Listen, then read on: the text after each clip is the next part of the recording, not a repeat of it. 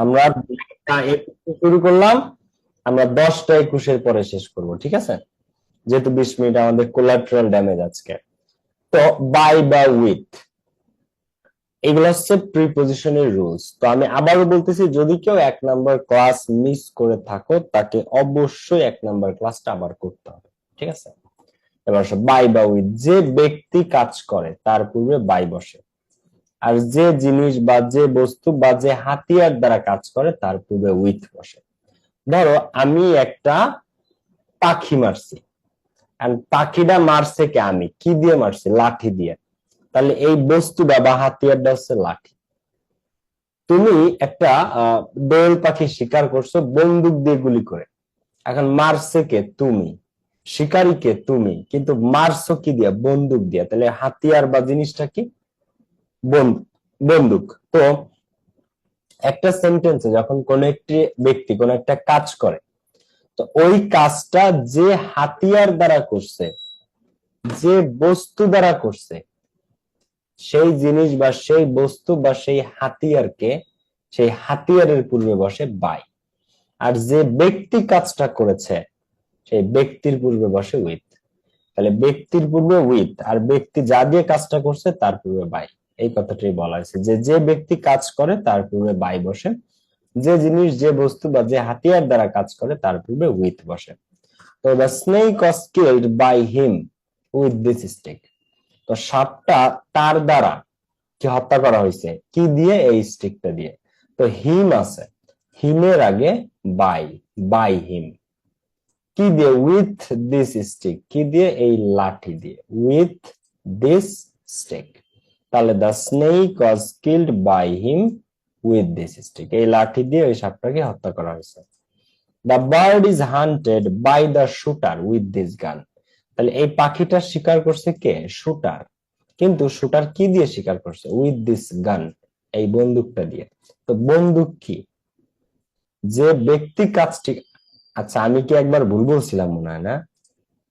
যে ব্যক্তি কাজ করে তার পূর্বে কি? বাই। আর যে বস্তু, যে জিনিস বা যে হাতিয়ার দ্বারা কাজ করে তার পূর্বে কি বসে? উইথ বসে। বুঝতেছো না? বুঝতেছো না? জি, বুঝতেছি। ক্লিয়ার? ওকে। হ্যাঁ, ক্লিয়ার। দেখো, তো the bird is hunted by the shooter, এই শুটার পাখিটা শিকার করছে কি দিয়ে? গান দিয়ে। তো উইথ দিস গান। তো গানের আগে এই যে উইথ। ক্লিয়ার?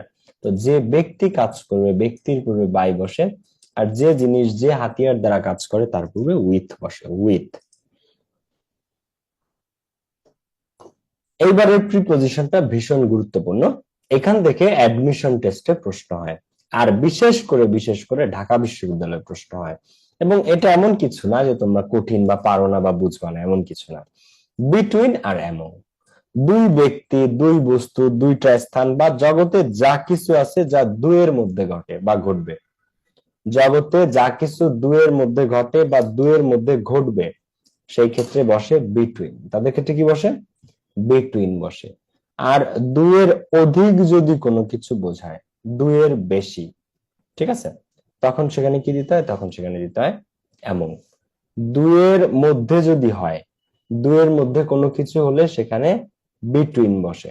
আর দুইয়ের অধিক যদি কোনো কিছু হয়, দুইয়ের অধিক কোনো কিছু বোঝালে সেখানে এমন বসে, ঠিক আছে? আচ্ছা, দেখো, divide the fruits between the two brothers. Fruits গুলো বা ফলগুলো ভাগ করে দাও, ঠিক আছে? তো বিটুইন দ্য টু ব্রাদার্স, দুই ভাইয়ের মধ্যে, দুই ভাইয়ের মধ্যে হলে সেখানে কি বসে? বিটুইন বসে। আর যখন অনেকের মধ্যে, তখন সেখানে কি বসে? এমন বসে। ডিস্ট্রিবিউট, আচ্ছা ডিভাইড মানে ভাগ করে দাও, আমগুলো ভাগ করে দাও দুই ভাইয়ের মধ্যে, দুই বোনের মধ্যে, টুইনদের মধ্যে, দুই কাজিনের মধ্যে। যখন দুই টু শব্দটা উল্লেখ থাকবে সেখানে প্রিপোজিশন বসে বিটুইন। আর যখন দুই না, সবাই বা অল বা প্লুরাল, এমন কোনো কিছু বোঝাবে সবসময় এমন। যেমন ডিস্ট্রিবিউট দ্য টিফিনস, টিফিন গুলো ডিস্ট্রিবিউট করে দাও, বিতরণ করে দাও। ড্যাশ অল দ্য স্টুডেন্টস, সমস্ত শিক্ষার্থীদের মাঝে। এখন একজন স্টুডেন্টস দেখো তো, নাকি এখানে আছে অল দ্য স্টুডেন্টস? বলো এখানে কি আছে? একজন নাকি আমার সকল শিক্ষার্থীদের মাঝখানে? বলো। অল দ্য সকল স্টুডেন্ট। শিক্ষার্থী। মাঝখানে। তো সকল শিক্ষার্থীদের মাঝখানে বোঝালে সেটা দুইটা না, সবাই হয়। আর সবার ক্ষেত্রে কি বসে, অ্যামং বসে। তাহলে distribute the টিফিনস among all the students, tiffin গুলো ভাগ করে দাও সকল শিক্ষার্থীর মাঝে। আচ্ছা, এরপরে আসো ইন আর অ্যাট। অপেক্ষাকৃত বড় স্থানের পূর্বে ইন বসে, আর অপেক্ষাকৃত ছোট স্থানের পূর্বে অ্যাট বসে। ধরো বাংলাদেশের মধ্যে, বাংলাদেশের রাজধানী হচ্ছে ঢাকা, তো ঢাকার একটা অঞ্চলের নাম হচ্ছে ধানমন্ডি। তো ধানমন্ডি বড় না ঢাকা বড়? ঢাকা বড়, তো যেটা বড় তার পূর্বে ইন, যেটা ছোট তার পূর্বে অ্যাট। তো I live at Dhanmondi in Dhaka, আমি ঢাকার ধানমন্ডিতে বসবাস করি। আচ্ছা, আবার বাংলাদেশের সাথে যদি ঢাকার তুলনা করা হয় বাংলাদেশের সাথে, তাহলে বাংলাদেশ বড় না ঢাকা বড়? তো বাংলাদেশ বড়, ছোটকে ঢাকা। তাহলে she lives at Dhaka in Bangladesh, তাহলে সে বাংলাদেশের ঢাকাতে বসবাস করে। She lives at Dhaka in Bangladesh. ঠিক আছে। ইন আর ইনটু, কোনো কিছুর ভেতরে কারো বা কোনো কিছুর অবস্থানের স্থিতিশীলতা বোঝাতে ইন, এবং অবস্থানের গতিশীলতা বা রূপান্তর বোঝাতে ইনটু বসে। তো ইন আর ইনটু এটা আমি তোমাদের বুঝাইছিলাম যে তুমি ক্লাসরুমে ভিতরে আসো, ভিতরে ঢুকে গেছো, মনে করো তুমি এখন ক্লাসের ভিতরে আসো তোমার কলেজে, ওইটারে বলে ইন। কিন্তু যখন তুমি বাসা থেকে আসো সকালবেলা ঢুকার জন্য, যখন তুমি ঢুকতেছো, এখনো ঢুকে পারো নাই, ঢুকতেছো, গতিশীল অবস্থা, তাকে বলে ইনটু। তুমি হেঁটে হেঁটে ক্লাসরুমে ঢুকতেছো, এইটারে বলে ইনটু। আর ঢুকে গেছো, ঢুকার পরে তুমি তোমার ক্লাসে বসছো, এখন তুমি ক্লাসরুমের ভিতরে অবস্থান করতেছো, ঢুকে গেছো, এখন তুমি ভিতরে অবস্থান তোমার, তারে বলে ইন। তো ইন আর ইনটু পার্থক্যটা কি বুঝতে পারছো? একটাতে তুমি গতিশীল ঢুকতেছো, আরেকটাতে ঢুকে গেছো। বুঝতে পারছি। Okay. তো the MPs were in the parliament, এমপিরা ছিল পার্লামেন্টের ভিতরে। তো ইন দ্য পার্লামেন্ট, এমপিরা কোথায় ছিল? এমপিরা ছিল পার্লামেন্টের ভিতরে। The PM enter the parliament, সেই সময় কি প্রধানমন্ত্রী পার্লামেন্টে প্রবেশ করলো। প্রধানমন্ত্রী তখন পার্লামেন্টে কি করলো? প্রবেশ করলো। ঠিক আছে। তো PM entered into the parliament. আচ্ছা, এরপরে আসো। তো গতিশীল, যখন তোমার অবস্থান গতিশীল তখন তুমি ইনটু, আর যখন তোমার অবস্থান গতিশীল না, তুমি ভিতরে ঢুকে গেছো, ঠিক আছে, তখন সেটা ইন। ক্লাসরুমের ভিতরে আছো ইন, আর ভিতরে নাই তুমি, তুমি হচ্ছে ঢুকতেছিলা, তখন ইনটু। আচ্ছা, এরপরে আসো আমরা সামনের দিকে আগাই। In, by, before, after. তো তোমাদের এখানে একটা জিনিস লাগবে এবং খুব ইম্পর্টেন্টলি বুঝতে হবে। এই যে কত সাল, আমি যদি তোমাদেরকে জিজ্ঞেস করি যে এটা কত সাল, তোমরা সবাই বলবো ভাইয়া 2025। এই 2025 পর্যন্ত যত সাল আছে, এই সমস্ত সাল পর্যন্ত ইন বসবে। কি বসবে? ইন। কিন্তু যখন তুমি এই 25 সালের পরে 26, 27, 28, 30, 40, 50 সাল, যত ভবিষ্যতের সালের দিকে যাবা, ধরো বাংলাদেশ 2040 সালের মধ্যে বা 2050 সালের মধ্যে একটি উন্নত আয়ের দেশে পরিণত হবে, উন্নয়নশীল থেকে আমরা উন্নত দেশে রূপান্তর হবে 2050-এ, অথবা সর্বোচ্চ আয়ের দেশে, আমরা এখন মধ্যম আয়ের দেশ।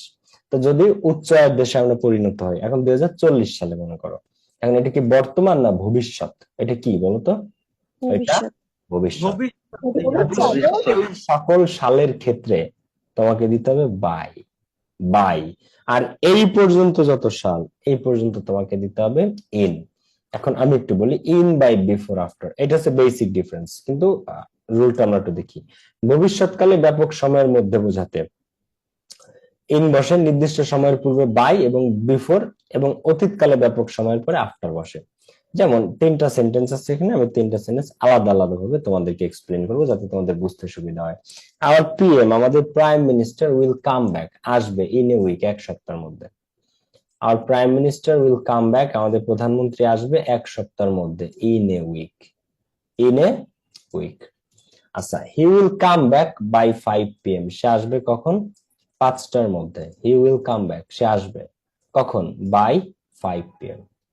আচ্ছা, হি ইজ কামিং, সে আসতেছে আফটার 6 months। এখন দেখো, he will come back by 5 PM, এখন এই আজকে 5টার মধ্যে আসবে, তখন বাই 5 PM, কারণ এটা ভবিষ্যতে, এখনো 5টা বাজে নাই, ধরো 5টায় আসবে, ভোর 5টার ফ্লাইটে আসবে, তো বাই 5 PM। আর সে আসতেছে কতদিন পরে? After 6 months, he is coming after 6 months, সে আসতেছে 6 মাস পরে। কিন্তু এইগুলা পরীক্ষাতে আসবে না। পরীক্ষাতে যেটা আসে সেটা একটা আমি তোমাদেরকে বলি। ঢাকা বিশ্ববিদ্যালয়ে এটা হচ্ছে 2018 সালে আসছিল ব্যারনস্ট্যাটল থেকে, যে বাংলাদেশ উইল ট্রান্সফর্মড, এটা কি ক্যান্সেল করতে পারো? দেখো তো, Bangladesh will be transformed into a smart country. Bangladesh will be transformed into a smart country dash 2040।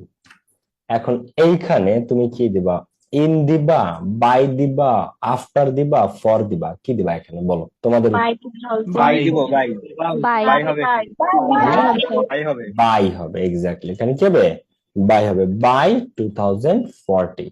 কারণ এটা অতীত না, বর্তমানও না, ভবিষ্যতের সালকে বোঝায়। অতীত না, বর্তমান না, ভবিষ্যৎ, ভবিষ্যতের সাল বোঝাতে বাই হয়। এইটা যদি মনে রাখতে পারো তাহলেই সাকসেস। বাকি আর তুমি কিছু মনে না রাখলেও চলবে। এইটা ঢাবিতে আসছিল। বিসাইড আর বিসাইডস, একটা এস এ পার্থক্য, বানানটা একটু খেয়াল করো জাস্ট। বিসাইড আর বিসাইডস জাস্ট একটা এস, ডিফারেন্সটা একটা এস এ। তো বিসাইড মানে পাশে, আর বিসাইডস মানে এছাড়াও। তো পাশে অর্থে বিসাইড বসে, আর এছাড়াও অর্থে বিসাইডস ব্যবহৃত হয়।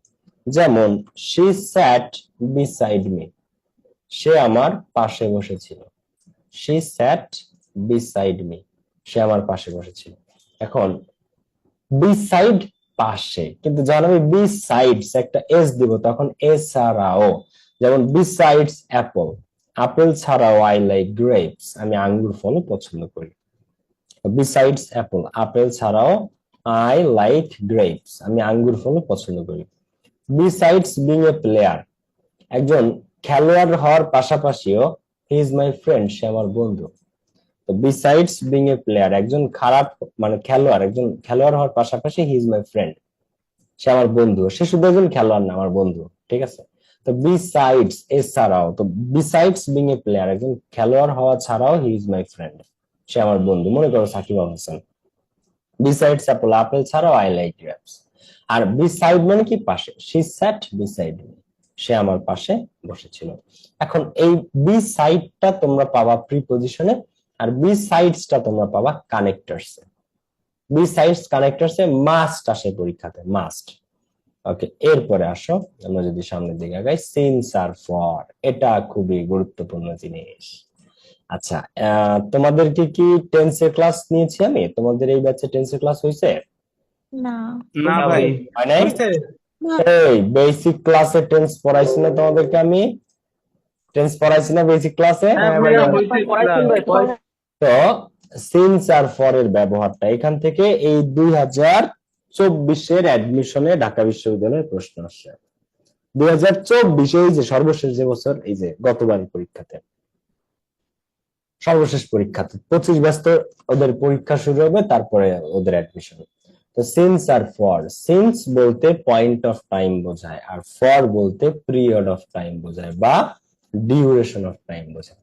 সিন্স আর ফর, তো দুইটা পার্থক্য আছে। একটা হচ্ছে কখন থেকে শুরু হয়েছে সেটা নির্দেশ করবে, তাকে বলা হয় point of time. Point of time কি? পয়েন্ট বুঝো, সূচনা, যে এই পয়েন্ট থেকে স্টার্ট হয়েছে।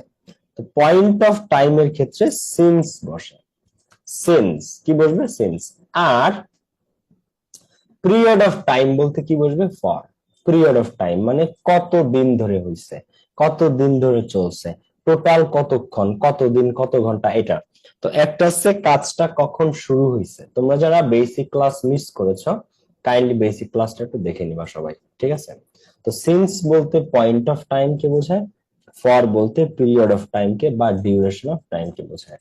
দেখো, ইট has been raining since Friday, শুক্রবার থেকে বৃষ্টি হচ্ছে। তো সিন্স ফ্রাইডে, এখন ফ্রাইডেটা কি? পয়েন্ট। শুক্রবার থেকে বৃষ্টি হচ্ছে, তাহলে সূচনা কি? শুক্রবার। সূচনা কি? শুক্রবার। এটাকে বলা হয় point of time. It has been raining since morning, এই লাইনটাই আসছে কিন্তু ইট has been raining since morning, since এর এখানে শূন্যস্থান ছিল, এখানে কি বসবে, সকাল থেকে বৃষ্টি হচ্ছে, সকাল থেকে বৃষ্টি হচ্ছে। আচ্ছা আরেকটা উদাহরণ আমি দেই, দেখো he has been suffering from fever, সে জ্বরে ভুগতেছে ড্যাশ 5 days, 5 দিন যাবত। আচ্ছা এইবার এইটাকে কি তুমি সংখ্যায় আনতে পারো বা ডিউরেশনে আনতে পারো? দেখো তো সে কতদিন যাবত জ্বরে ভুগতেছে, 5 দিন। 5 দিন যাবত। এটা কি duration না বা পিরিয়ড না, বলো?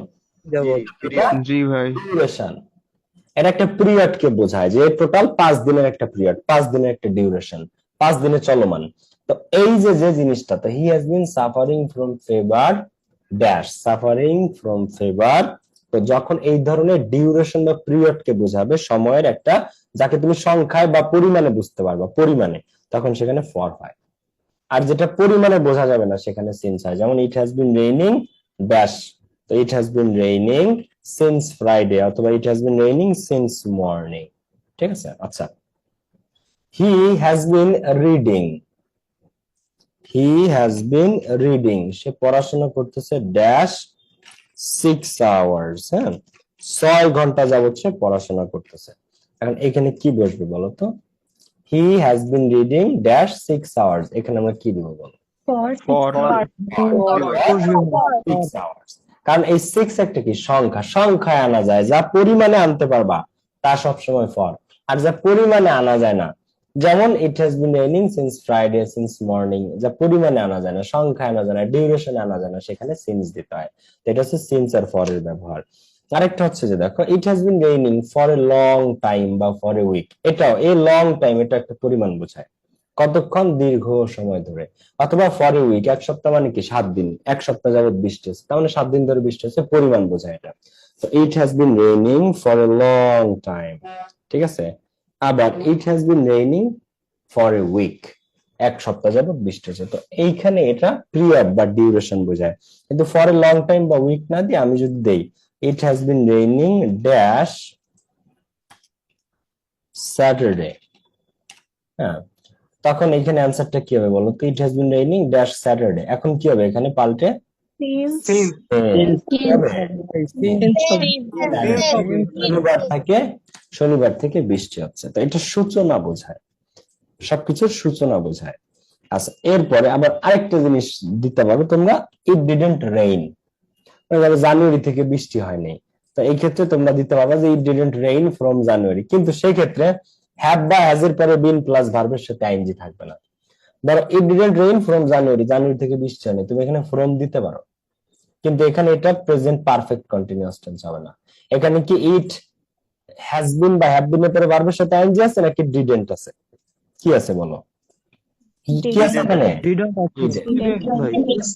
এই ধরনের ক্ষেত্রে যেমন তুমি মনে করো যে অনেকদিন ট্যুরে যাও নাই, ঠিক আছে, তো আই, বা তুমি কোন জায়গায় যাও, I haven't visited Kuakata, I haven't visited Kuakata, অথবা I didn't visited Kuakata, dash from December, মানে ডিসেম্বর থেকে আমি এখনো কুয়াকাটা আর যাইনি, I haven't visited Kuakata from December.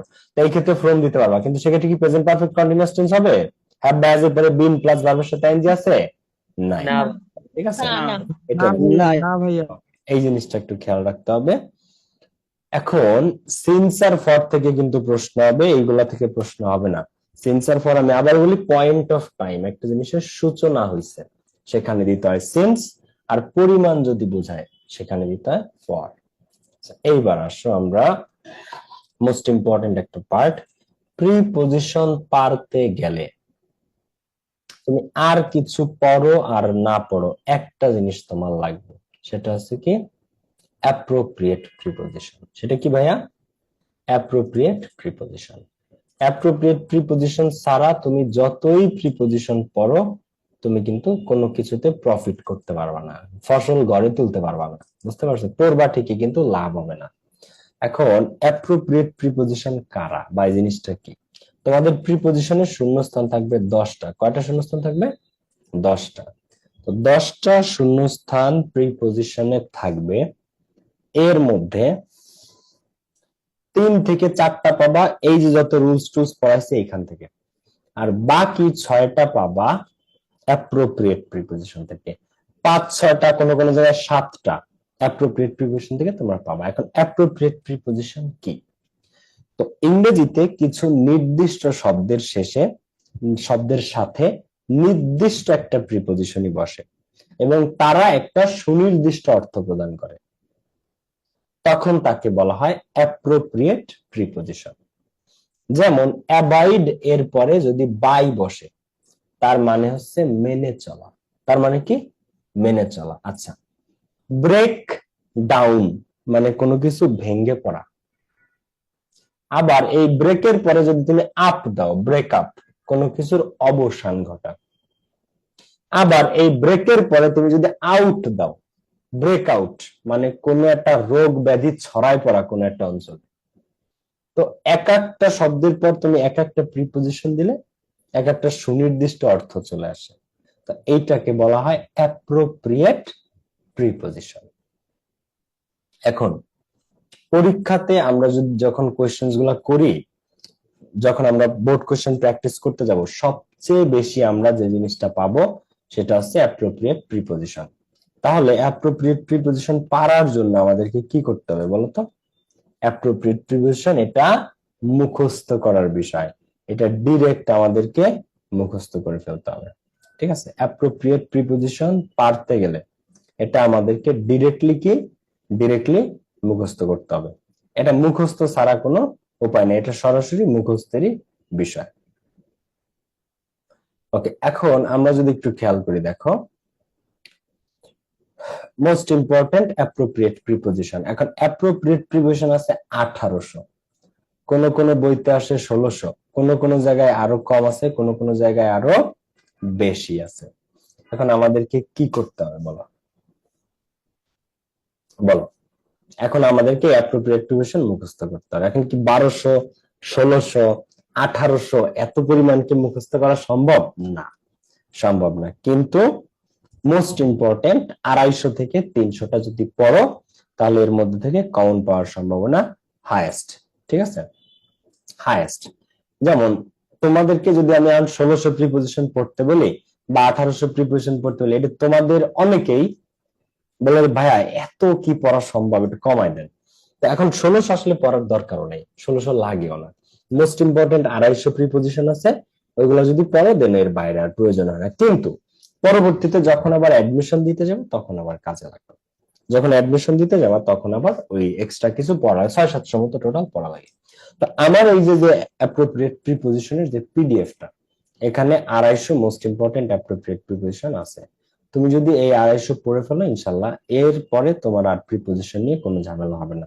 কিন্তু এই 250 যদি না পড়ো তুমি কখনোই প্রিপজিশনে 5 আউট অফ 5 পাবা না। প্রিপজিশনে 5 আউট অফ 5 পেতে গেলে তোমাকে অবশ্যই অ্যাপ্রোপ্রিয়েট প্রিপজিশন মুখস্থ করতে হবে, অবশ্যই অ্যাপ্রোপ্রিয়েট প্রিপজিশন মুখস্থ করতে হবে। এখন আমি তোমাদেরকে বলি, এইখান থেকে দেখো একটা একটু পড়াই দিই। অ্যাবাইড বাই মানে মেনে চলা, অ্যাবস্টেইন ফ্রম মানে বিরত থাকা, অ্যাটেন্টিভ টু মানে মনোযোগী, অ্যানয়েড মানে বিরক্ত করা, অ্যাটন ফর মানে প্রায়শ্চিত্ত করা, অ্যাপোলোজাইজ ফর মানে ক্ষমা চাওয়া।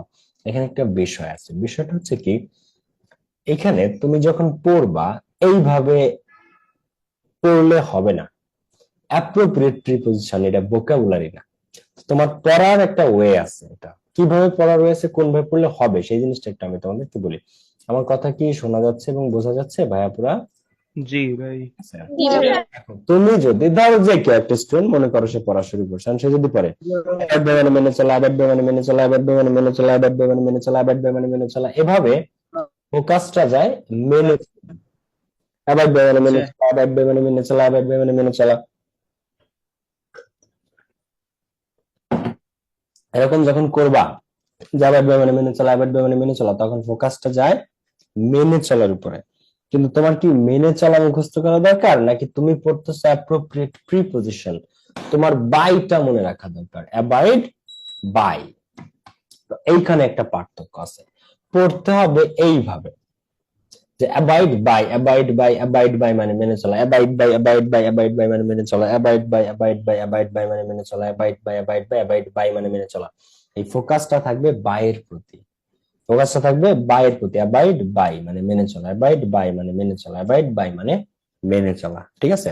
ফোকাস বায়ের উপর, abide by abide by abide by abide by মানে মেনে চলা, abide by abide by abide by মানে মেনে চলা, abide by abide by abide by মানে মেনে চলা। এক একটা শব্দ যদি তুমি এভাবে 15 বার করে পড়ো, ফোকাস কিন্তু মেনে চলার উপর, ফোকাস অ্যাবাইড বাই এর উপর, এক একটা শব্দ 15 বার পড়তে হবে। এইবার যদি এটা দীর্ঘদিন মনে রাখতে চাও, তাহলে সবচেয়ে উত্তম উপায় হচ্ছে হাতে একটা কলম রাখতে হবে, আর সামনে একটা রাফ খাতা খোলা থাকবে। তোমরা অঙ্কের রাফ করো, আইসিটি রাফ করো, তোমরা ইংলিশে রাফ করো না। ইংলিশে রাফ করলে পড়া আরো 10 গুণ বেশি মনে থাকবে। যখন তুমি পড়তেছো abide by abide by abide by abide by মানে মেনে চলা, abide by abide by abide by মানে মেনে চলা, যখন তুমি এটা পড়তেছো তখন তোমার সামনে একটা খাতা খোলা থাকবে এবং ওই খাতায় লিখতে থাকবে abide by abide by abide by abide by abide by, সামনে খাতায় লিখতে থাকতে হবে। যদি হাতে কলম রেখে পড়ো এবং লিখতে লিখতে পড়ো, ওই পড়া তুমি আর ভুলবা না, পৃথিবীর কেউই ওই পড়ার ভুলে না। তো যখন তুমি একদিক দিয়ে মুখ দিয়ে পড়তেছো, আরেক দিক দিয়ে খাতায় লিখতেছো, অ্যাবাইডের পরে বাই অ্যাবাইড বাই অ্যাবাইডের পরে বাই লিখতে আসো 15 বার তোমার মুখ দিয়ে পড়তে পড়তে 7-8 বার খাতায় লেখা হয়ে যাবে। রাফ খাতা, ওটা শুধু ভোকাবুলারি আর অ্যাপ্রোপ্রিয়েট প্রিপারেশন মুখস্থ করার জন্য রাখবা। যেটা পড়বা ওটা লিখে ফেলবা, দেখবা কততে মনে থাকে না। মনে থাকতে পড়া বাধ্য, পড়া মনে থাকতে বাধ্য, বুঝতে পারছো? আচ্ছা, এরপর দেখো অ্যাবস্টেইন ফ্রম মানে বিরত থাকা। অ্যাবস্টেইন ফ্রম মানে কি ভাইয়া? পুরো অ্যাবস্টেইন ফ্রম মানে বিরত থাকা। অ্যাটেন্টিভ টু মানে কি? মনোযোগী। অ্যাটেন্টিভ মানে মনোযোগী। অ্যানয়েড মানে কি? বিরক্ত। আচ্ছা, অ্যাটন ফর প্রায়শ্চিত্ত, অ্যাপোলোজাইজ ফর ক্ষমা চাওয়া, এইভাবে তোমাকে পড়তে হবে। এখন আমি আজকে পড়া দিলাম এ বি সি, এই তিনটা তোমাদের আজকের পড়া। এ বি সি, এই এ বি সি পর্যন্ত টানা ঠুটস্থ করে আসবা। নেক্সট ডে আমি ধরবো প্রত্যেককে। নেক্সট ক্লাসের আগে আমি জিজ্ঞাসা করবো। ঠিক আছে ভাই একটা স্যার। কোশ্চেন ছিল হ্যাঁ, করো না, করো করো ভাইয়া। কি ভাইয়া, এইগুলা এইগুলা করার পরে আমাকে যে প্রিপারেশন গুলা আছে এগুলা কি আমি সবগুলা শেষ করতে পারবো? আমি না বুঝতে পারিনি, একটু জোরে বলবো ভাইয়া? মানে হচ্ছে আমি তো এই 7টা রোজ, এই রোজ গুলা বাইরে আমি যদি এইগুলা করি তাইলে কি আমার একাডেমিক আর অ্যাডমিশন গুলা পুরোপুরি কি কভার হবে? তুমি যদি যে পিডিএফটা তোমাকে আমি দিছি ওইগুলা পড়ো, ওই রুলস গুলা, চিত্রের সাহায্যে প্রিপোজিশন, সাথে যদি অ্যাপ্রোপ্রিয়েট প্রিপোজিশন পড়ো, এর বাইরে তোমার আর কিছু করা লাগবে না। কিন্তু অ্যাডমিশন যখন দিতে যাও তখন কিন্তু আড়াইশো না, অ্যাডমিশনের সিলেবাস কিন্তু বড়, তখন তোমাকে আরো পড়া লাগবে। বাট এখন এটা মোর দ্যান এনাফ। বুঝতে পেরেছো ভাইয়া? জি ভাইয়া, বুঝছি, ধন্যবাদ। সো এইবার অ্যাপ্রোপ্রিয়েট প্রিপোজিশন তুমি পড়লা, আর আমি যে রুলস গুলা পড়াইছি এগুলা তুমি যদি জানো, প্রিপোজিশন তোমার আর কোনো কিছু দরকার নেই। এখন এই প্রিপোজিশন এমন একটা টপিক যেখান থেকে প্রত্যেক বছর অ্যাডমিশনের কোশ্চেন হয়। ঢাকা বিশ্ববিদ্যালয়ে পরীক্ষা দাও, তুমি মেডিকেলে দাও, গুচ্ছে দাও, ঢাবি রাবি যেখানে দাও, এই তোমার প্রিপোজিশন আসবেই আসবে। তো অ্যাডমিশনে প্রিপোজিশন কিভাবে আসে সেটা আমি তোমাদেরকে এট এ গ্লান্স একটু দেখাই দিই, যে অ্যাডমিশনে প্রিপোজিশন কিভাবে আসে। এটা হচ্ছে ঢাকা বিশ্ববিদ্যালয় এ ইউনিট সায়েন্সের 2022 সালের question. Would you like to go dash a walk? Would you like to go to a walk? Would you like to go in a walk? Would you like to go for a walk? Would you like to go out a walk? এক একটা MCQ তে এক এক mark. তো বলো, would you like to go dash a walk? এখন এখানে কি অ্যান্সার? এখানে বলো কোনটা দিবা? Go for a walk. তো এটার সঠিক উত্তর হচ্ছে যে হাঁটার জন্য বের হওয়াকে গো ফর এ ওয়াক বলে। কি বলে? Go for a walk. So correct answer for, কিন্তু পরীক্ষার হলে মাথা হলে যাবে। 90% স্টুডেন্ট অ্যান্সার দিয়ে আসবে a, go to a walk. Go to পরীক্ষার হলে মাথা কাজ করবে না, কারণ এটা ঢাকা বিশ্ববিদ্যালয়। কিন্তু যারা এই যে এখন থেকে প্রিপোজিশন অ্যাপ্রোপ্রিয়েট প্রিপোজিশন পড়বা, প্র্যাকটিস করতেছো, ক্লাস মিস দিবা না, তারা এগুলা পানির মতো সহজে অ্যান্সার করে দিয়ে আসতে পারবে। The emergency exit was concealed dash a red curtain. তো ইমার্জেন্সি এক্সিট যেটা, মানে প্রত্যেকটা বিল্ডিং এ অগ্নি দুর্ঘটনা ঘটলে, আগুন লাগলে একটা ইমার্জেন্সি এক্সিট থাকে। তো ইমার্জেন্সি এক্সিট ওয়াজ কনসিলড, ওটা ঢাকা ছিল ড্যাশ এ রেড কার্টেন, একটা লাল পর্দা দিয়ে। তো তোমাদেরকে একটু আগে দেখাইছি যে কোন যে বস্তু দিয়ে কাজ করা হয় সেই বস্তুর ক্ষেত্রে প্রিপোজিশন বসে উইথ, আর যে ব্যক্তি করে ব্যক্তির ক্ষেত্রে বসে বাই। এখন লাল পর্দা কি ব্যক্তি না বস্তু? বলো। বস্তু লাল পর্দা কি with হবে। বস্তু? লাল পর্দা ব্যক্তি, একজন বলছে লাল পর্দা ব্যক্তি। উইথ লাল পর্দা কি বস্তু? একটা লাল পর্দা দিয়ে ইমার্জেন্সি এক্সিট ঢাকা ছিল, তো এটা হচ্ছে একটা বস্তু। তো বস্তুর ক্ষেত্রে উইথ বসে, উইথ। তাহলে the emergency exit was concealed with a red curtain. He was angry dash me for no reason. সে আমার উপর রেগেছিল কোনো কারণ ছাড়া। এটা হচ্ছে কমার্সের যারা সি ইউনিট 22 তাদের। বি ইউনিট মানে আর্টস এর যারা, দুই দাগেরটা বি ইউনিট আসছে। আর C unit angry dash me, এবং তুমি কারোর উপর রেগে আছো, এটাকে বলা হয় অ্যাংরি উইথ মি। কি বলা হয়? Angry with me. উইথ বলা হয় with. I am very proud dash you, এটা হচ্ছে মেডিকেলের অ্যাডমিশন 2022 এর কোশ্চেন, যারা মেডিকেলে পরীক্ষা দিবা। তো I am very proud dash you, to you, of you, for you. Pride আর প্রাউড। আমি একটা জিনিস হ্যাঁ ঠিক আছে, আমি একটা জিনিস তোমাদেরকে একটু দেখাই দিই প্রাউড শব্দটা নিয়ে। হ্যাঁ, দেখো ইংরেজিতে দুইটা শব্দ আছে, একটা হচ্ছে প্রাইড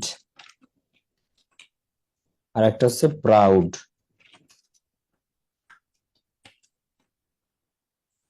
তো প্রাইড আর প্রাউড, তো প্রাইডের পরে বসে ইন, কি বসে? ইন।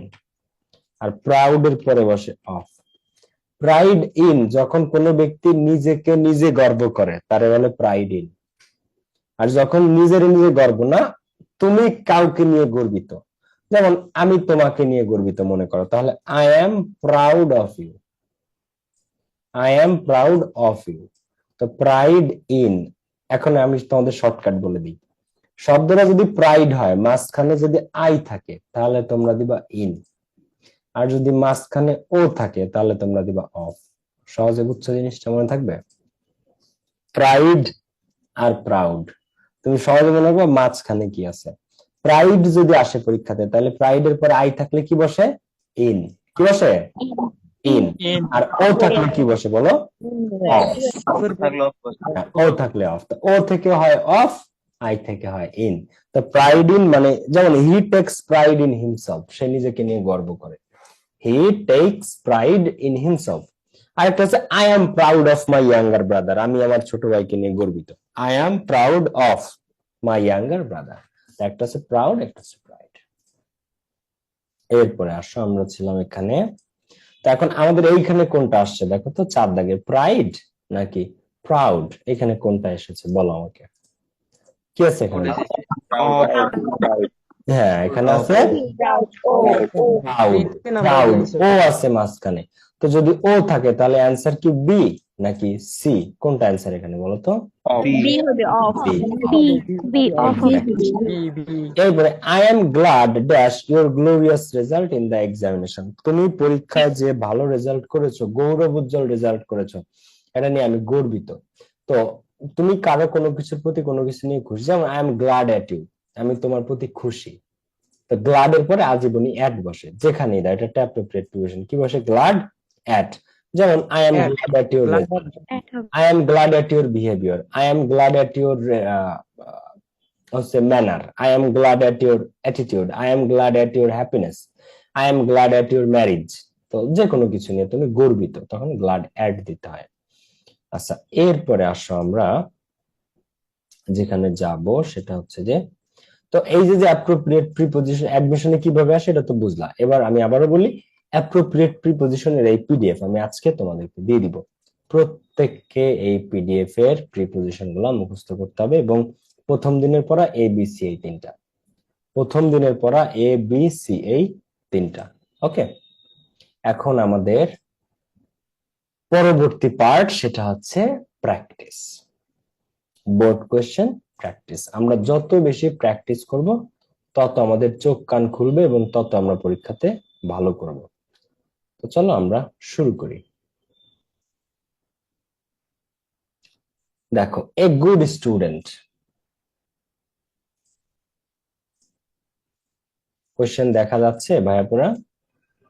G sir. জি ভাইয়া, ভাই। দেখা যাচ্ছে। দেখো, এটা খুবই ইম্পর্টেন্ট পার্ট, কারণ প্র্যাকটিস ছাড়া কিন্তু কোনো কিছু সম্ভব না। তো এ গুড স্টুডেন্ট একজন ভালো শিক্ষার্থী ইজ নেভার কখনো ইনডিফারেন্ট ড্যাশ ইজ স্টাডিজ কখনো তার পড়াশোনায় সে উদাসীন না। তো ইনডিফারেন্ট এর পরে অ্যাপ্রোপ্রিয়েট প্রিপোজিশন টু বসে। তো a good student is never indifferent two কখনো উদাসীন না তার পড়াশোনার প্রতি। হি অলওয়েজ অ্যাডহিয়ার, আচ্ছা এটা কিন্তু অ্যাপ্রোপ্রিয়েট প্রিপোজিশন। আমরা গুনবো লাস্টে যে এটার মধ্যে কয়টা অ্যাপ্রোপ্রিয়েট প্রিপোজিশন আসছে আর কয়টা জেনারেল প্রিপোজিশন আসছে। তো a good student is never indifferent মানে উদাসীন, কখনো উদাসীন না তার পড়াশোনার প্রতি। He always adheres dash his studies, সে সবসময় তার পড়াশোনায় লেগে থাকে। তো অ্যাডহিয়ার এর পরে অ্যাপ্রোপ্রিয়েট প্রিপোজিশন বসে টু। তো অ্যাডহিয়ার টু মানে লেগে থাকা। অ্যাডহিয়ার টু মানে কি? অ্যাডহিয়ার টু মানে লেগে থাকা। তো সে সবসময় তার পড়াশোনার প্রতি লেগে থাকে। এটা কি? এটাও অ্যাপ্রোপ্রিয়েট প্রিপোজিশন।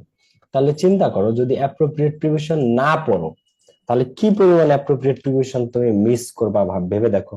এর প্রত্যেকটা তুমি কিন্তু পরীক্ষাতে পাবা। আর এই কোশ্চেন হুবহু তুলে দেয়, চিটাগাং চট্টগ্রাম বোর্ড শুনলে এটা হুবহু তুলে দিবে একবার পুরাটা। তো always adhere to his studies. He doesn't learn things, সে কোনো কিছু শেখে না মুখস্থ করে।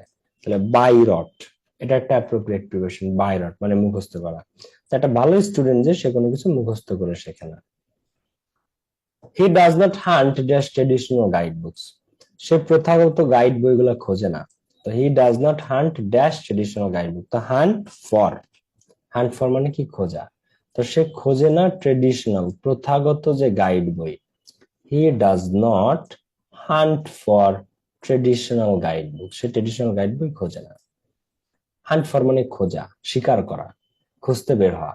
মোরওভার, এছাড়াও he has great thirst dash knowledge, এছাড়াও তার অনেক জ্ঞান তৃষ্ণা আছে।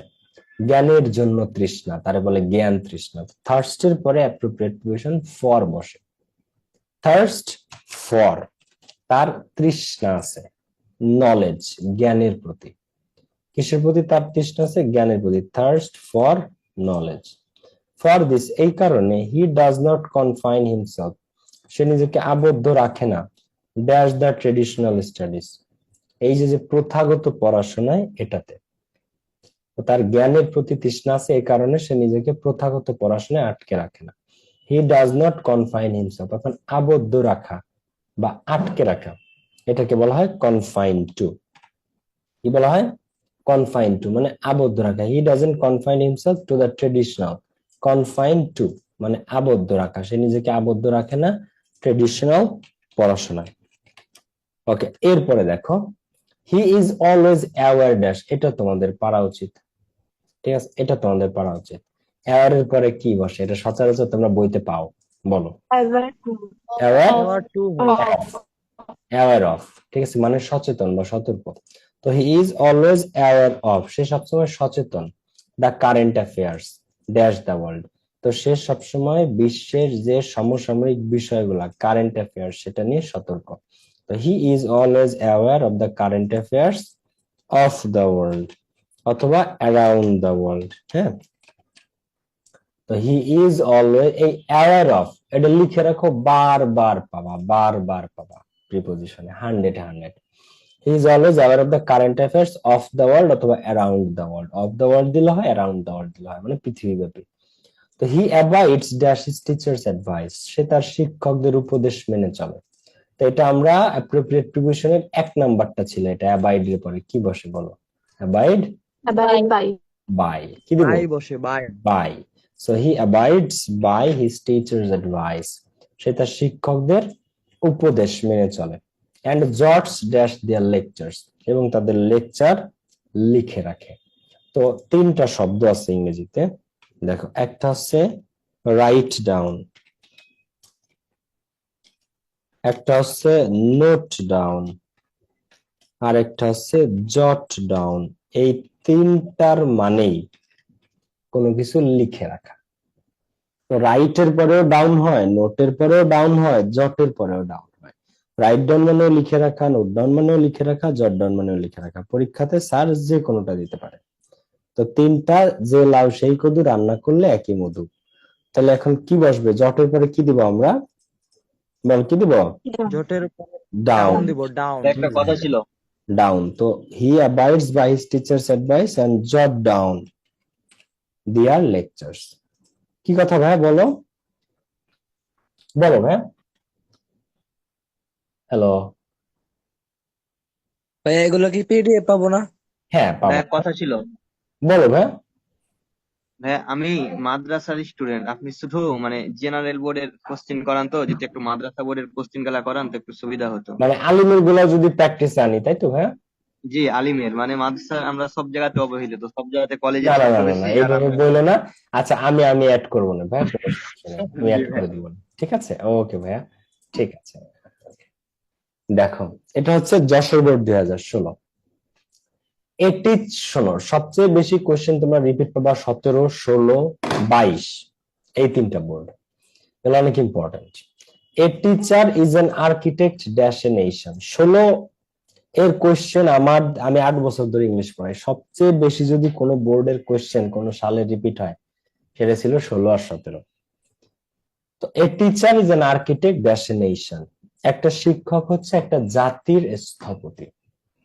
জাতির, জাতি প্লাস এর, জাতি প্লাস এর সমান সমান জাতির, এ আর র, এর এর প্রিপজিশন কি বলতো? তোমাদের পড়াইছি। Of. Of. অফ। কি? অফ। তো a teacher is an architect of a nation, একটা জাতির স্থপতি হচ্ছে একজন teacher of a nation. He plays an important role, শিক্ষক একটা গুরুত্বপূর্ণ ভূমিকা পালন করে dash building up an educated nation. এই রোল ড্যাশ, এই রোল শব্দটা তোমরা বারবার পাবা। রোলের পরে অ্যাপ্রোপ্রিয়েট প্রিপোজিশন বসে ইন। রোল ইন মানে ভূমিকা রাখা, রোল ইন মানে ভূমিকা রাখা, এটা তোমরা বারবার পাবা, ঠিক আছে? তো একজন শিক্ষক গুরুত্বপূর্ণ ভূমিকা পালন করে building up an educated nation, একটা শিক্ষিত জাতি গঠনে। হি ডিসপেলস দ্য ডার্কনেস, সে অন্ধকারাচ্ছন্নতা দূর করে ড্যাশ ইগনোরেন্স, কিসের অন্ধকারাচ্ছন্নতা? মূর্খতার যে অন্ধকারাচ্ছন্নতা, মূর্খতার অন্ধকারাচ্ছন্নতা সে সমাজ থেকে দূর করে, জাতির থেকে দূর করে। তো হি ডিসপেলস দ্য ডার্কনেস ড্যাশ ইগনোরেন্স, মূর্খতার অন্ধকারাচ্ছন্নতা। তো মূর্খতা প্লাস এর সমান সমান মূর্খতার। তো হি ডিসপেলস দ্য ডার্কনেস অফ ইগনোরেন্স, কোথার থেকে? Dash the lot of a nation, একটা জাতির থেকে। তো হতে বা থেকে প্রিপজিশন কি বলো তো তোমরা? হতে বা থেকে, হতে বা থেকে হতে বা থেকে from ফ্রম, কি বসে? ফ্রম। সো হি ডিসপেলস মানে দূর করা, the darkness of ignorance from the lot of a nation, from the lot of a nation, একটা জাতির থেকে সে অন্ধকারাচ্ছন্নতা দূর করে। হি ইজ অ্যান অ্যাক্টর, সে একজন অভিনেতা, সো টু স্পিক, সেভাবেই সে কথা বলে। হি has two sweet his act according dash the need of his audience which is his class, তাকে তার কাজগুলা সুট করতে হয়, মানিয়ে চলতে হয় according dash the need of his audience, তার অডিয়েন্সের চাহিদা অনুসারে। অ্যাকর্ডিং এর পরে, এই শব্দটা আমরা বারবার পাই, অ্যাকর্ডিং এর পরে কি হয় বলতো? বারবার To. পাই। To. To To. এটা কিন্তু ইউনিভার্সাল, সব জায়গায় পাবা অ্যাকর্ডিং টু মানে অনুসারে, অ্যাকর্ডিং। তো he has to suit his act according to the need of his audience, তার অডিয়েন্সের প্রয়োজন অনুসারে তাকে মানিয়ে চলতে হয়। অডিয়েন্সটাকে হুইচ ইজ হিজ ক্লাস, তার অডিয়েন্স হচ্ছে তার ক্লাস, তার শ্রেণী, ছাত্রছাত্রীরা। তো he is a clear speaker, সে একজন স্পষ্টভাষী বক্তা, একজন ভালো শিক্ষক যিনি একজন স্পষ্টভাষী বক্তা dash good a strong and pleasant voice, যার আছে সুন্দর, দক্ষ, স্ট্রং শক্ত এবং আনন্দদায়ক ভয়েস। তো he is a clear speaker with good strong and pleasant voice, সুন্দর, মধুর, দৃঢ় এবং আনন্দদায়ক কণ্ঠ। তো he is a clear speaker with good strong and pleasant voice which is dash his control. তো হুইচ ইজ ইন হিজ কন্ট্রোলও দিতে পারো, আবার which is under his control, বলে না এটা তার কন্ট্রোলে, তার আন্ডারে। তো কন্ট্রোলের ক্ষেত্রে ইন হিজ কন্ট্রোল দিলেও হয়, আবার কন্ট্রোলের ক্ষেত্রে আন্ডার হিজ কন্ট্রোল দিলে হয়, ঠিক আছে? দুইটাই কারেক্ট। তো তার ভয়েস সবসময় তার নিয়ন্ত্রণে থাকে, এবং তার ক্লাসও সবসময় তার নিয়ন্ত্রণে থাকে। তো he does not seat motionless, তো সে নিথর হয়ে বসে থাকে না, ড্যাশ হিজ ক্লাস, তার ক্লাসে। তো একজন ভালো শিক্ষক কখনো তার ক্লাসে নিথর হয়ে বসে থাকে না। He doesn't sit motionless in his class. In his class, ক্লাসের মধ্যে বোঝাতে ইন হয়, সে ক্লাসের মধ্যে কখনো নিথর হয়ে বসে থাকে না। তো he doesn't sit motionless in his class. Everybody has something valuable dash him, প্রত্যেকটা মানুষের মধ্যে মূল্যবান কিছু রয়েছে। প্রত্যেকটা মানুষের মধ্যে, এভরিবডি হ্যাজ সামথিং ভ্যালুয়েবল, মধ্যে প্রিপজিশন কি বলো? প্রত্যেকটা মানুষের মধ্যে মূল্যবান কিছু থাকে, বলো কি দিবে? ইন, মধ্যে বোঝাতে কি হয়? ইন হয়। Everybody has something valuable in him. And এবং এ গুড টিচার, একজন ভালো শিক্ষক, নেভার কখনোই, হ্যাঙ্কার্স ড্যাশ মানি, একজন ভালো শিক্ষক কখনোই টাকার পিছে ছুটে না বা অর্থ, যশ এগুলোর পিছে ছুটে না। তো হ্যাঙ্কারের পরে অ্যাপ্রোপ্রিয়েট প্রিপোজিশন আফটার। এটা কেন আফটার হইলো? এটা হচ্ছে অ্যাপ্রোপ্রিয়েট প্রিপোজিশন। এটাও বহুত কমন পাবা। এইখান থেকে 3টা প্রিপোজিশন তোমরা বারবার পাবা। একটা হচ্ছে রোল ইন, অনেক জায়গায় পাবা, মানে ভূমিকা রাখা। অ্যাকর্ডিং টু, অনুসারে। আন্ডার হিজ কন্ট্রোল বা ইন হিজ কন্ট্রোল।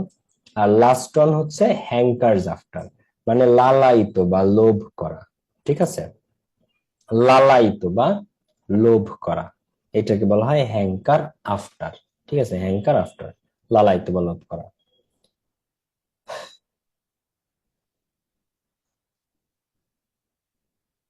দেখো,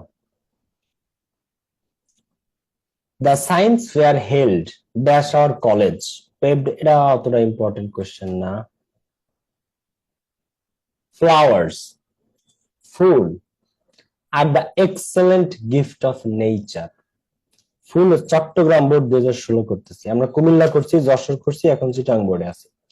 তো ফ্লাওয়ার্স, ফুল, আর the excellent gift of nature, ফুল হচ্ছে প্রকৃতির একটা চমৎকার উপহার। দে হ্যাভ এক্সিস্টেড, ফুলের অস্তিত্ব রয়েছে, ড্যাশ দ্য আর্থ। আচ্ছা, কোনো কিছুর অস্তিত্ব থাকে এটাকে এক্সিস্ট ওয়ান বলে। কি বলে ভাইয়া পুরা? Exist one. একটা কথা ছিল বলো। ভাই, গ্রামার মডিফায়ারের করা যায়? তারা যারা হাই লোক আমি আমার বেলা শোনা যায় না, তোমাদের কথা আমি বুঝি না। দে হ্যাভ এক্সিস্টেড, তো অস্তিত্ব থাকা বলতে ভাইয়া exist one, exist one, exist on the earth, পৃথিবীতে মনে করো কোনো কিছুর অস্তিত্ব রয়েছে, তো ওটাকে বলে ইট এক্সিস্ট অন দা আর্থ। তো ফুলও পৃথিবীতে অস্তিত্ব রয়েছে অনেক ইতিহাস পূর্ব সময় থেকে। তো they have existed on the earth, ফুলের অস্তিত্ব রয়েছে পৃথিবীতে, dash the prehistoric time, ইতিহাস পূর্ব সময় থেকে। তাহলে from the prehistoric time. তো they have existed on the earth, ফুলের অস্তিত্ব রয়েছে পৃথিবীতে from the prehistoric time, ইতিহাস পূর্ব সময় থেকে। সিন্স দেন, তখন থেকে, দে হ্যাভ বিন ট্রিটেড, তখন থেকে ফুলকে বিচার করা হয়, dash the symbol of beauty, সৌন্দর্যের প্রতীক হিসেবে। আচ্ছা, প্রি হিস্টোরিক টাইম থেকে মানে ইতিহাস পূর্ব সময় থেকে। তো ইতিহাস পূর্ব সময় হতে বা থেকে প্রিপজিশন কি? ফ্রম, এই কারণে আমরা এখানে ফ্রম দিয়েছি। ঠিক আছে, এরপরটা তোমাদের কত, যে তখন থেকেই ফুলকে ট্রিটেড, বিবেচনা করা হয় সৌন্দর্যের প্রতীক হিসেবে। তো হিসেবে প্রিপজিশন কি তোমাদের পড়াইছি প্রথম ক্লাসে, কি দিব? Symbol of beauty. হিসেবে প্রিপজিশন কি? অ্যাজ। তো সিন্স দেন, তখন থেকে, they have been treated as the symbol of beauty, তখন থেকেই ফুলকে বিবেচনা করা হয় সিম্বল অফ বিউটি, সৌন্দর্যের প্রতীক হিসেবে। তো it is an undeniable fact that, তো এটা একটা অনস্বীকার্য বিষয় যে, ফ্লাওয়ার্স, ফুল, আর ইউজড, ব্যবহৃত হয়, dash various স্ফিয়ার্স of our life, তো ফুল আর ইউজড, ফুল ব্যবহৃত হয়, dash, full are used in various স্ফিয়ার্স of our life, আমাদের জীবনের বিভিন্ন ক্ষেত্রে। তো used in various, used to না, ইউজড টু মানে অভ্যস্ততা বোঝায়, তুমি কোনো একটা কাজ করতে তোমার অভ্যাস আছে সেটাকে বোঝায়, কিন্তু এইখানে কিন্তু অভ্যাস বোঝাচ্ছে না, এখানে ব্যবহার অর্থে ইউজ বইছে, অভ্যাস বোঝা না, ব্যবহার করা। যে ফুল আর ইউজড ব্যবহৃত হয়, flowers are used in various spares, বিভিন্ন ক্ষেত্রে অফ আওয়ার লাইফ, আমাদের জীবনের। তো ইট ইজ ইউজড, এটা ব্যবহৃত হয় মোস্টলি ড্যাশ ডেকোরেশন, মূলত সাজসজ্জার জন্য। ঠিক আছে, দেখো মূলত ফুল ব্যবহৃত হয় সাজসজ্জার জন্য। জন্য প্রিপজিশন তোমাদের পারা উচিত, বলো। হবে বলো ফর। ফর, এই যে সাজসজ্জার জন্য। তো it is used mostly for decoration. দেখো একটু ঠান্ডা মাথায় যদি বুঝে বুঝে খেয়াল করো, সবগুলো অ্যান্সার সঠিক হওয়া সম্ভব। তো it is used mostly for decoration. People dash all walks of life, এই যে আরেকটা ফ্রেজ তোমরা বারবার পাবা, এটা হচ্ছে সর্বস্তরের জনগণ। মনে রাখবা, people from all walks of life, এটা একটা ফ্রেজ সর্বস্তরের জনগণকে বোঝায়। যেমন 1971-এ সর্বস্তরের জনগণ স্বাধীনতা যুদ্ধে অংশগ্রহণ করেছিল, সর্বস্তরের জনগণ। তো এটাকে বলা হয় people from all walks of life. People from all walks of life fought against the Pakistani army, যুদ্ধ করেছিল পাকিস্তানি সেনাবাহিনীর বিরুদ্ধে। তো people from all walks of life use flowers, ফুল ব্যবহার করতো। এবং মানুষ তো এখনো বলতেছে যে people from all walks of life, সর্বস্তরের জনগণ ইউজ ফ্লাওয়ার্স, ফুল ব্যবহার করে, ইউজুয়ালি সাধারণত ড্যাশ ন্যাশনাল অকেশনস, জাতীয় দিবসগুলোতে। তো দিবস বলতে দিন বা দিবস, এর ক্ষেত্রে তোমাদের পিরামিড দিয়ে বুঝাইছিলাম সময়ের ক্ষেত্রে প্রিপোজিশন কি বসে। তো দিবস বুঝাইতে বা দিন বুঝাইতে কি বসে প্রিপোজিশন? অন অন অন কি বসে? On, good. তো ইউজুয়ালি ওয়ান ন্যাশনাল অকেশনস, জাতীয় দিবসগুলোতে সবাই সর্বস্তরের মানুষ ফুল ব্যবহার করে। এন্ড ড্যাশ ওয়েডিং, এবং কি বিয়েতে, এবং কি বিয়েতে। তো people from all over the world uses flowers on national occasions and বিয়েতে, and in wedding, and in wedding, এবং বিয়েতেও মানুষ ফুল ব্যবহার করে। এভরিওয়ান প্রেফার্স ফ্লাওয়ার, সবাই ফুলকে প্রাধান্য দেয়। Dash expressing their love and devotion, তাদের ভালোবাসা এবং ভক্তি প্রকাশ করতে মানুষ ফুলকে প্রাধান্য দেয়। তো এভরিওয়ান প্রেফার্স, প্রেফারের পরে অ্যাপ্রোপ্রিয়েট প্রিপোজিশন আজীবন টু বসে। প্রেফার টু মানে অধিকতর পছন্দ করা, দুইটা জিনিসের মধ্যে একটা জিনিসকে বেশি পছন্দ করা, এটাকে বলে প্রেফার টু। তো এভরিওয়ান, সবাই, প্রেফার্স ফ্লাওয়ার্স, ফুলকে পছন্দ করে। To expressing their love and devotion, to এর পরে আজীবন ভার্বের বেস ফর্ম হয়, কিন্তু প্রেফার টু এর পরে ভার্বের সাথে আইএনজি হয়। with a view to, look forward to, get used to, be used to, addicted to, devoted to, cannot help, could not help, would you mind। তো এইগুলোর পরে আজীবন ভার্বের সাথে কি হয়? এস, মানে direct I N G. with a view to, look forward to, get used to, be used to, cannot help, could not help, would you mind। ঠিক আছে, addicted to, prefer to, আরেকটা আছে dedicated to, dedicated to, addicted to, prefer to, এদের পরে ভার্বের সাথে ING হয়। তো প্রেফার, এই যে prefer to expressing their love and devotion, তো ভালোবাসা এবং ভক্তি প্রকাশেও মানুষ ফুলকে অধিকতর পছন্দ করে। গ্রিন হাউস ইফেক্ট, আমরা এসেছি ডিজে বোর্ড। ডিজে বোর্ড মানে দিনাজপুর বোর্ড, ঠিক আছে।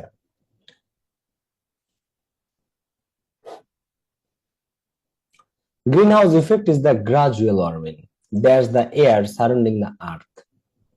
তো গ্রিন হাউস ইফেক্ট হচ্ছে ধীরে ধীরে উষ্ণ হওয়া। গ্রিন হাউস ইফেক্ট তোমরা বুঝো, আমি তোমাদেরকে বলি। ধরো আমাদের পৃথিবী গোল, তো এর চারপাশে, পৃথিবীতে আমরা ইটের ভাটা জ্বালাই, ইন্ডাস্ট্রি চালাই, কয়লা পোড়াই, গ্যাস পোড়াই, গাছ পোড়াই, দাবানল হয়, যত দূষণ মানুষ করে, কালো ধোঁয়া, এসব উপরে যায়। উপরে যে পৃথিবীর চারপাশে এরা জমা হতে থাকে, আস্তে আস্তে আস্তে আস্তে আস্তে আস্তে আস্তে আস্তে এটা জমা হতে থাকে। যখন এরা জমা হতে থাকে, ঠিক আছে, এরা একটা সময় গিয়ে পৃথিবীর বায়ুমণ্ডলকে ট্র্যাপ করে ফেলে, আটকে ফেলে, আর ওইটা গরম থেকে আরো গরম হইতে থাকে। ওই যে যে কালো ধোঁয়া সহ দূষণ, এটা জমতে জমতে মোটা হতে থাকে আর আরো গরম হইতে থাকে, তাপ আরো গরম হয় এটা। তো পৃথিবীর চারপাশ যদি গরমে ঘিরে থাকে, তাহলে পৃথিবীটাও কি গরম হবে না? বলো, তোমার চারপাশে, তোমার পা থেকে মাথা পর্যন্ত, ডান বাম উপর উপর নিচ উত্তর দক্ষিণ পূর্ব পশ্চিম, তোমার চারপাশ যদি গরম থাকে, তাহলে তোমার গরম ফিল হবে না? বলো তো, হবে কিনা? হবে। তুমি একটা চুলার পাশে যে দাঁড়াও, তোমার চারপাশে যদি 4টা চুলা থাকে, মাঝখানে যদি তুমি দাঁড়াও, তোমার গরম ফিল হবে না? ফিল হয়। তো পৃথিবী ওরকম গরম ফিল হয়।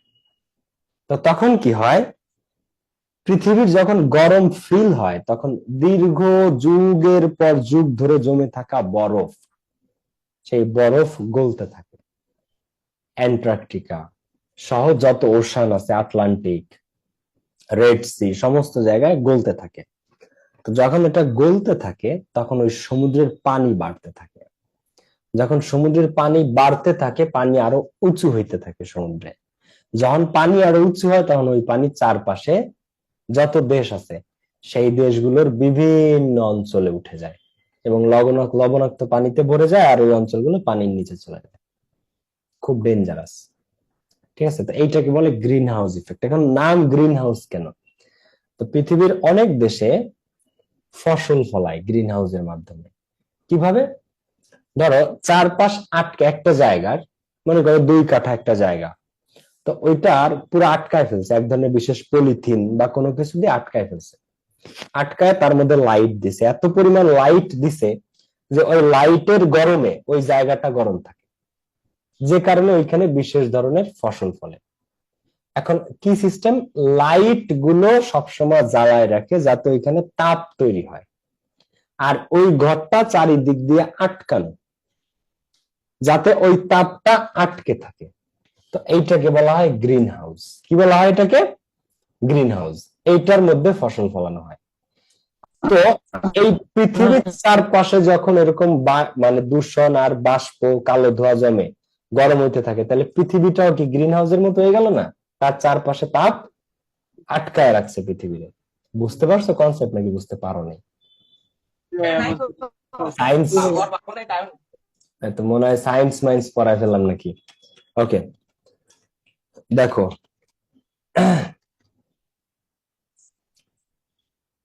greenhouse effect is the global warming. Greenhouse effect is the gradual warming, উষ্ণ করা, gradually, ধীরে ধীরে, of the air, বাতাসকে, সারাউন্ডিং দ্য আর্থ, পৃথিবীর চারপাশের বাতাসকে ধীরে ধীরে উষ্ণ করা।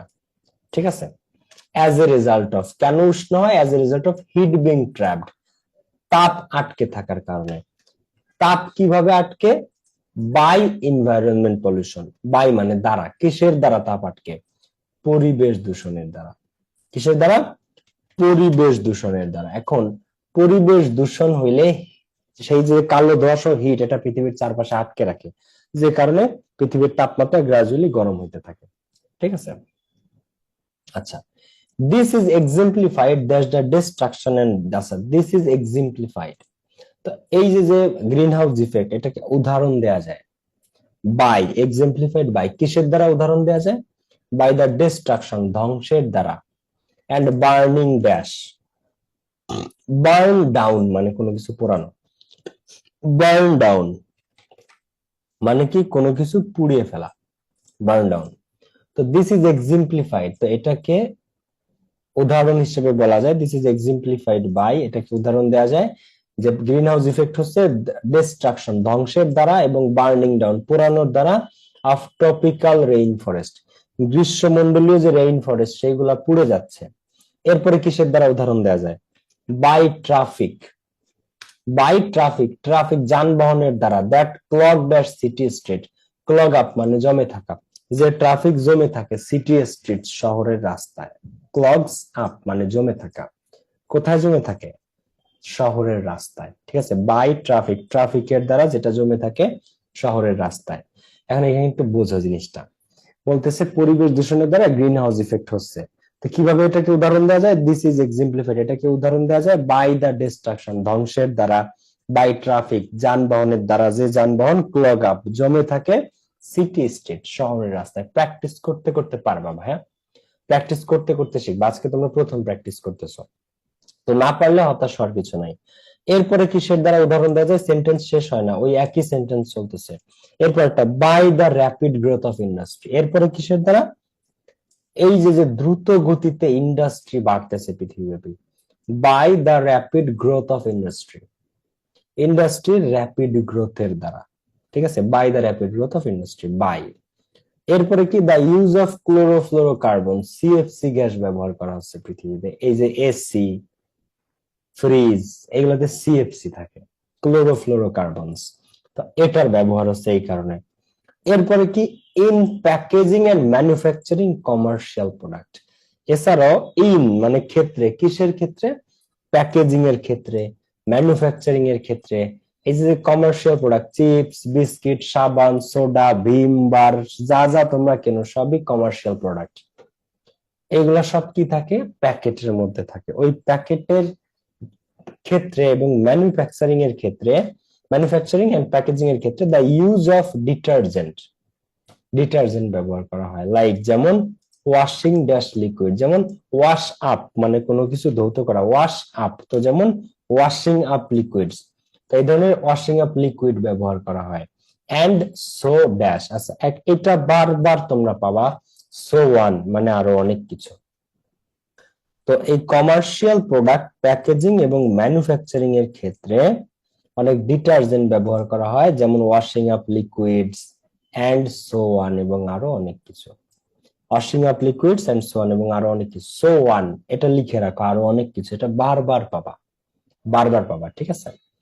আচ্ছা, তোমাদেরকে যে পিডিএফ দেয়া হয়েছে সেখান থেকে 4টা হোমওয়ার্ক থাকবে, যেগুলো আমি করাইছি এগুলা বাদে 4টা হোমওয়ার্ক থাকবে। আর প্রত্যেককে কি দিছি বা আমি মুখস্থ করতে এ বি সি, অ্যাপ্রোপ্রিয়েট প্রিপারেশনের পিডিএফ আমি দিয়ে দিচ্ছি, সেখান থেকে এ বি সি মুখস্থ করতে হবে সবাইকে। ক্লিয়ার সবাই? আমি কি বলছি ক্লিয়ার? ঠিক জি আছে, ভাইয়া ক্লিয়ার। নেক্সট ক্লাসে দেখা হচ্ছে, আগামী ক্লাসে সবার সাথে দেখা হচ্ছে। কষ্ট দিলাম সবাইকে, একটু লেট হয়ে গেল টেকনিক্যাল প্রবলেমের কারণে। আসসালামু আলাইকুম, আল্লাহ হাফেজ, বাই বাই।